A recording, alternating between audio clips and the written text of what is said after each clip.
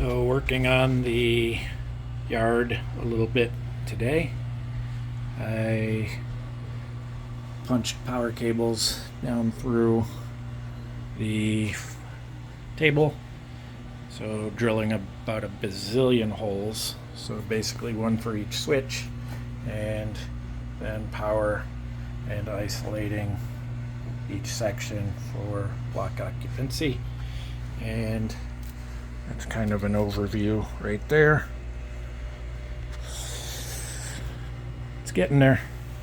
Still got some more to do, trying to figure out over here what I'm going to end up doing.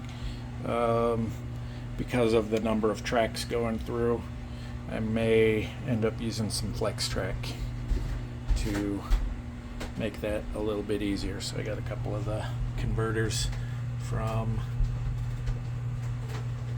the Unitrack to FlexTrack, and pretty soon we're gonna have some trains going. But so far, I was happy so far today with the progress, and we're getting there. Woo!